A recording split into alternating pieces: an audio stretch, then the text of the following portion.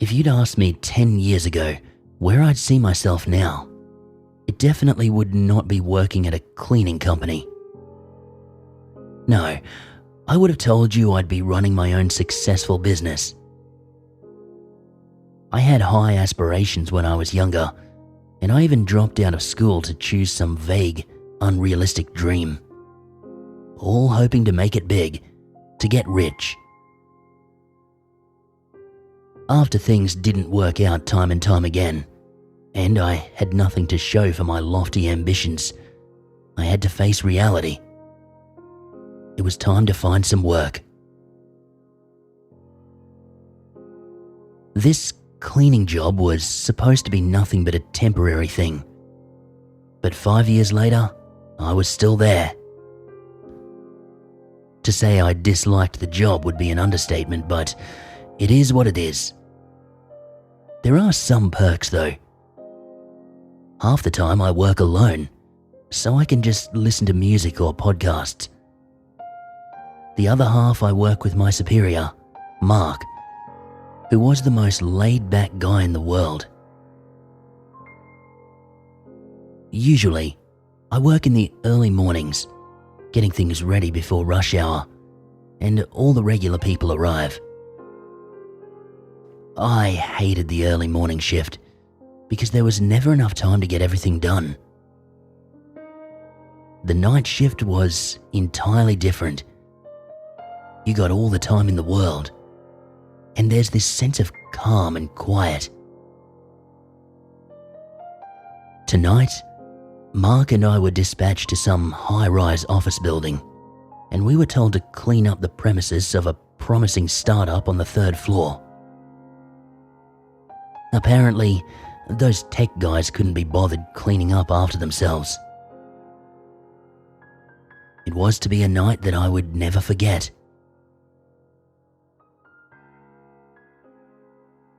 We arrived at the building late in the evening. It was nothing but a dark monolith made of glass and steel, rising high into the night sky. After Mark unlocked the door, I pushed our massive cleaning cart inside. The thing was a monstrosity, an amalgamation of anything we'd need for the job. It was stacked with various chemicals and detergents, a handful of mops, and 2 floor cleaning machines. As I pushed the thing into the lobby, all I could see was a giant staircase in the back. Oh, come on! You're telling me we have to carry all that up the stairs? I was in a foul mood that day, and I hated things already. Mark gave me a grin and waved a keychain he was holding. No worries, there's this nice little service elevator waiting for us around the corner. Come on. With that, he led me to a small, half-hidden elevator shaft, unlocked it, and we pushed the cart inside. You see, Tom, the job's got its perks, Mark said, laughing.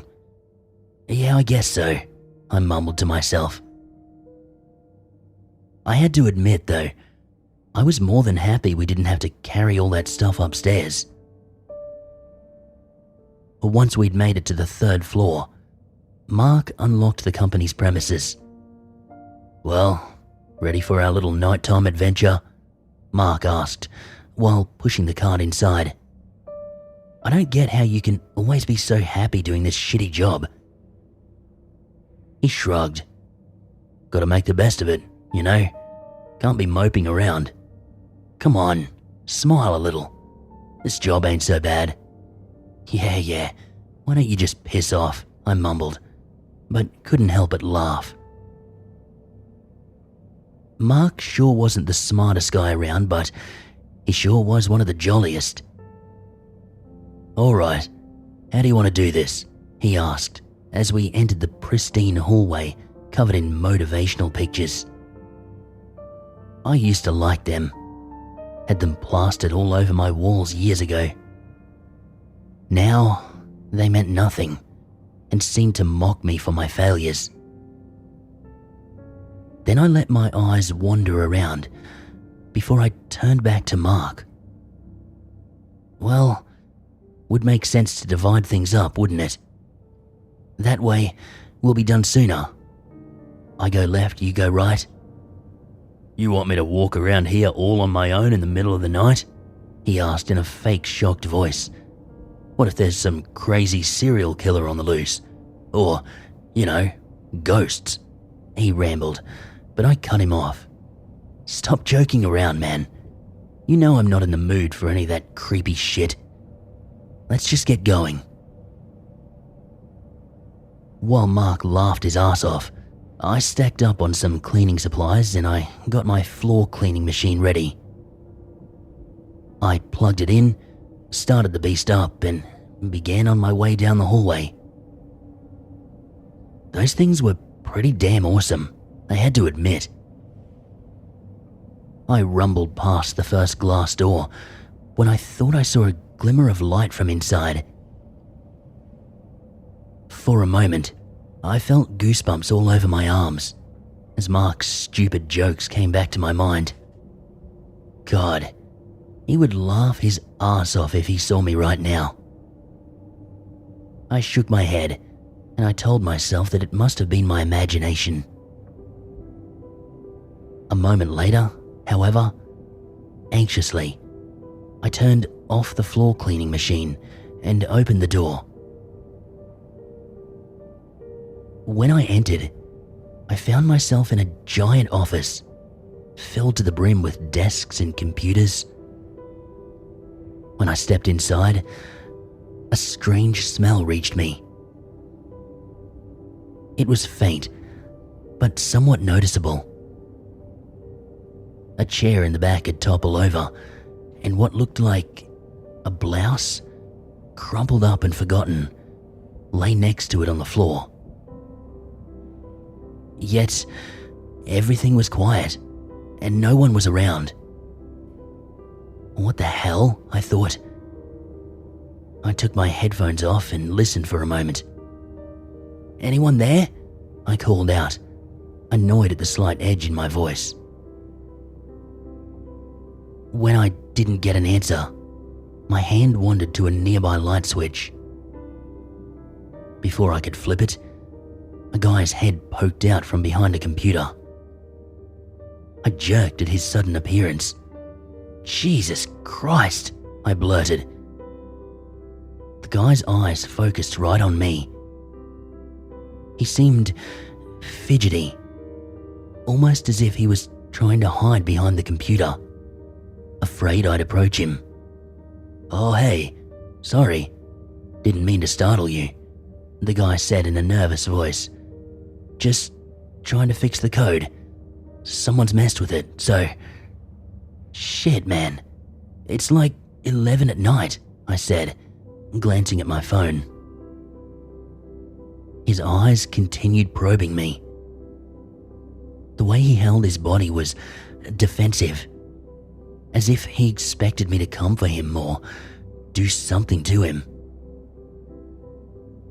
After a few seconds, however, he gave me a weak shrug. Yeah, it's late, but hey, if you gotta clean, go ahead. Maybe you could finish here last, though. Really gotta fix this. As I looked at the guy, I saw how bloodshot his eyes were, how tired his face was, and somehow I couldn't help but feel bad for the guy. If he was still here at this hour, his job was even worse than mine.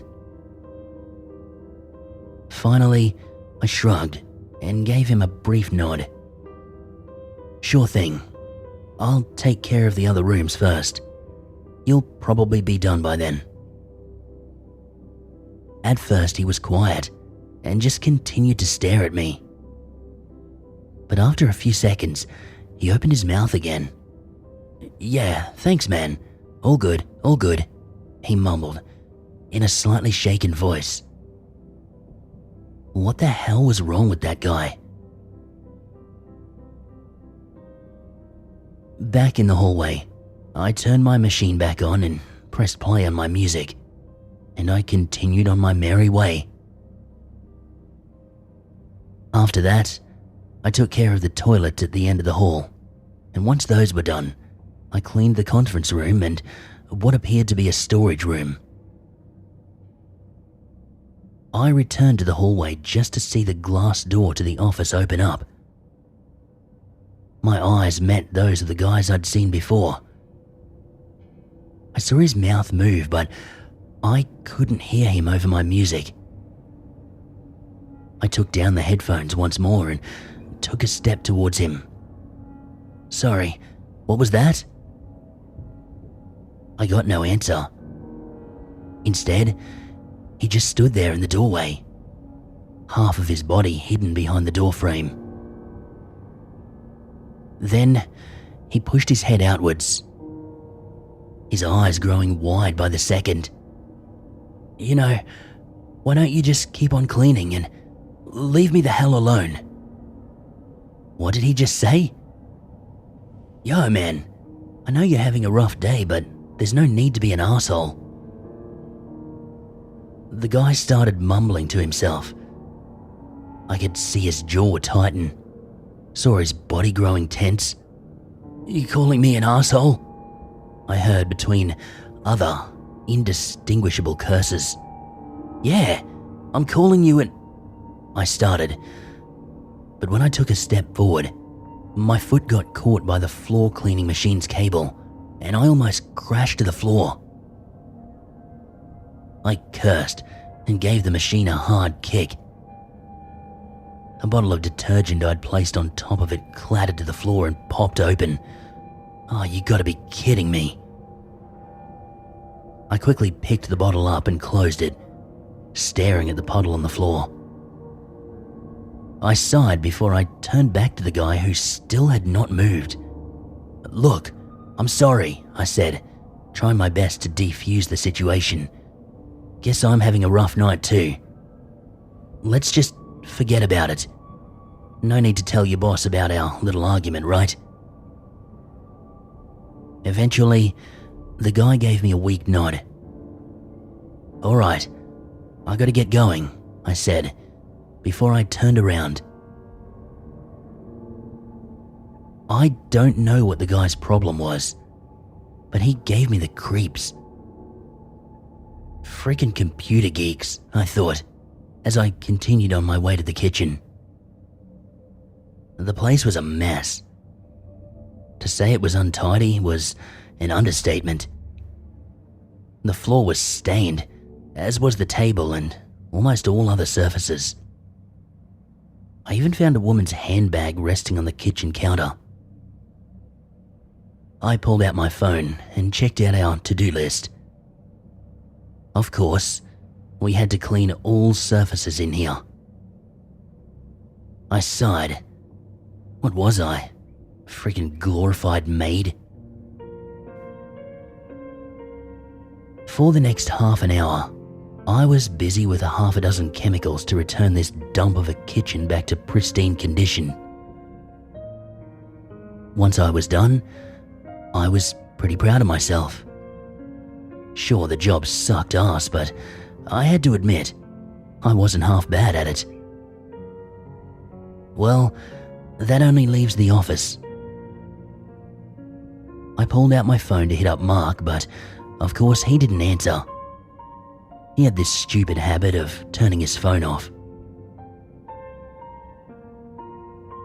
When I stepped back into the hallway, I hesitated.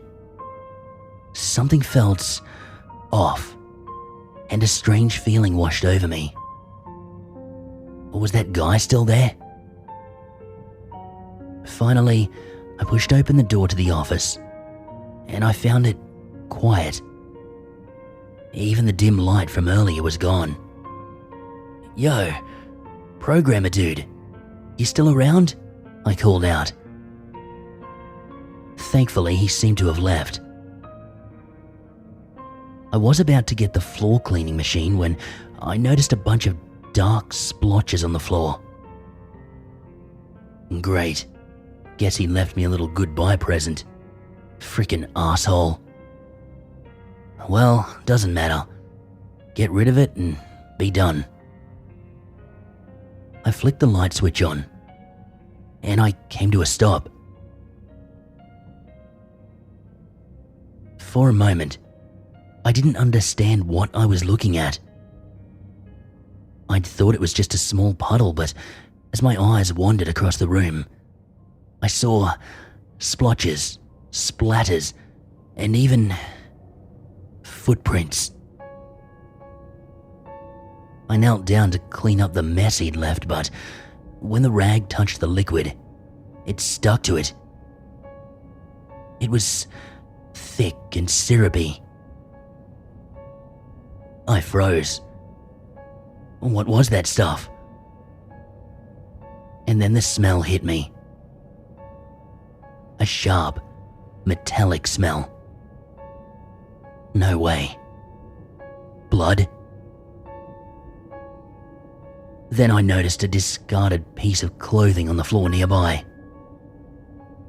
The blouse I'd seen earlier, also stained in dark red. What the hell was this? Don't tell me, I thought, as I inched closer, step by step. I thought about the way that guy had acted, how nervous and fidgety he'd been, how creepy he'd been. I followed that trail of liquid, that dark red liquid. Jesus Christ, I said, when I noticed the first outlines of a pool of corrugated blood below a desk. Shit, I cursed to myself. I was trembling.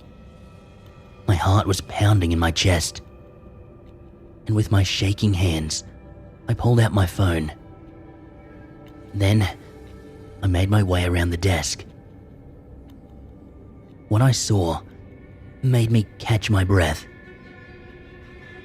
My body went cold, and time stopped. Right in front of me lay a woman in a pool of her own blood.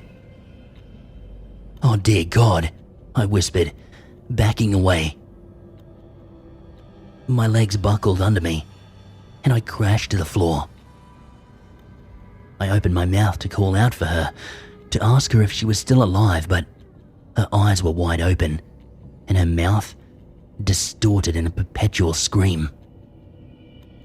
This can't be real. It can't. A second later, my heart pounding in my chest, I scrambled away and I threw up into a trash can. What the hell happened there? That guy I'd seen, he must have... Instantly, my head jerked around, half anticipating this deranged psycho to come for me. Sweat ran down my face as I backed up against the office wall, my eyes darting left and right, desperately scanning the area. All was quiet, and I saw no movements. For all I knew, he was already gone. Then something clicked. The only exit was at the other end of the hallway, where Mark was. What if he'd run into Mark and... Oh shit. I tried to hit him up on the phone, but it was still turned off. Jesus, why did he always have to do that? I opened my mouth to call out for him, but then closed it again. What if that guy was still inside the building? What if he was lying in wait for me somewhere? As quietly as I could, I inched forward, carefully passing every door. When I arrived at the service elevator, I found the doors closed and the elevator gone. But you needed the key to operate it, didn't you? The key that Mark had. I continued down the hallway, my own fears forgotten, desperately calling his name. But I got no answer. It didn't take long for me to find him. Mark was lying on the floor at the other end of the hallway. His floor cleaning machine was still rumbling next to him, soaking up the blood that was leaking from his body. No, Mark, God damn it! Say something, I cursed out, trying to lift his body, shaking him. But his body was limp, his eyes unseeing and empty. Damn it. His body slid from my hands, and I slumped down beside him, hands trembling, cursing myself for not having realized things sooner. Then, minutes later, when I'd calmed down, I finally called the police and explained the situation as best I could, given my condition. While I waited for the cops to arrive, half catatonic with the lifeless body of my co-worker next to me, I slowly put things together. The blouse, the handbag, that must have been those woman's things. That guy, whoever he was probably never supposed to be here. What if he snuck in too, and when we arrived, he had no way out? Then something else crawled into my mind and began growing there like a festering wound. The office, the guy's behavior, and those dark splatters and splotches. The blood. It hadn't been there when I'd first entered.